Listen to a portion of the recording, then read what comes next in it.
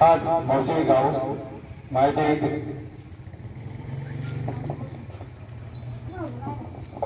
आज मौजे मायगाव देवी तालुका कोपरगाव येथे एक छोटंसं अभियान घेऊन मी आलेलो आहे। अभियान सांगण्यापूर्वी आपल्याला कोपरगाव तालुक्याचा इतिहास माहिती पाहिजे। जर इतिहास माहिती असेल तर इतिहास घडू शकतो।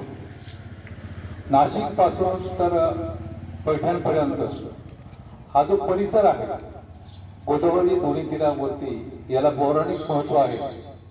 पौराणिक महत्व म्हणजे या परिसराला दंडकारण्य असं म्हटलं जायचं। इथे ऋषीमुनी आपण शेजारचं गाव जर बघितलं तर धामोरी येथे नाथांचं एक स्थानक आहे। तुम्ही नाशिकला गेले तर नाशिकला तिथे श्रीरामाने बाण मारला म्हणून ती नळी पडली आख्यायिका आहे। म्हणजे या दंडकारण्यामध्ये प्रभू रामचंद्र फिरले अज्ञातवासामध्ये त्याच्या पुन्हा आपल्या कोपरगाव तालुक्यात उपलब्ध आहे। एवढं मोठं हा तालुका आहे। हे दंडकारण्य नंतर भविष्यामध्ये गायब झालं आणि 1899 ला कोपरगाव तालुक्यामध्ये मोठा दुष्काळ पडला। त्या दुष्काळामध्ये अनेक जनावरं अनेक माणसं मृत्युमुखी पडली आणि तत्कालीन शासनाने गोदावरी गावा आणि गोदावरी कोपरगाव तालुक्याची निर्मिती केली आणि कोपरगाव तालुका वाचवला। 100 वर्ष आपण त्याचे फळ भोगत आहोत, अनुभवत आहोत। आपला तालुका भारतामध्ये एक प्रगतशील तालुका म्हणून प्रसिद्ध आहे। पण 2012 पासून आपल्याला पुन्हा गरज लागली। पाणी आपलं गेलेलं आहे।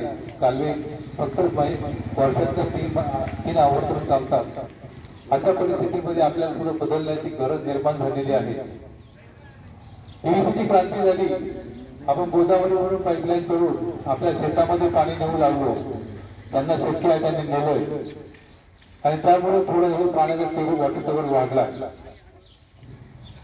आता हे पाणी आपण ज्यावेळेस पाऊस चालू असतो आपल्या शेतात पाण्याची गरज नसते, नदीला पाणी जायकडे वाहत असतं।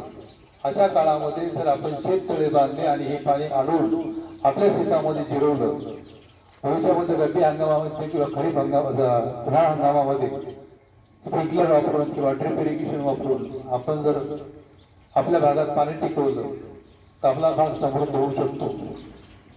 पहिला गोष्ट 100 वर्षामध्ये आपला पावसाळा सुधारला नाही। आपल्याकडे 17 इंचापेक्षा जास्त पाऊस पडत नाही। त्याचं कारण आत्ताही बघा आपल्या डोक्यावरचे ढोल आहे परंतु ते ढोल आपल्याला पोचडत नाही। त्याचं कारण म्हणजे आपल्याकडे वृक्ष नाही। आपल्याकडे वृक्ष तोड खूप होते पण कोणीही झाडं लावत नाही। जिथे जागा तिथे तुम्ही झाड लावा, बंधार झाडी करा। पुन्हा दंडकारण्याकडे जाण्याची वेळ आता हरकत नाही तरच आपल्याकडे पाऊस कोसळेल। आपल्याला पाऊस कोसळला तर तो पाणी आपण अडवलं पाहिजे, ते जिरवलं पाहिजे। आपल्या जमिनीमध्ये आपलाच वॉटर टेबल वाढला पाहिजे। भविष्यात नाशिकमध्ये आपण बघितलं तुम्ही अभ्यास केला शासनाला पत्र पण दिलंय 2006 पासून आतापर्यंत नाशिकमध्ये पाऊस कमी झाला आहे। इगतपुरीला पाऊस कमी झाला।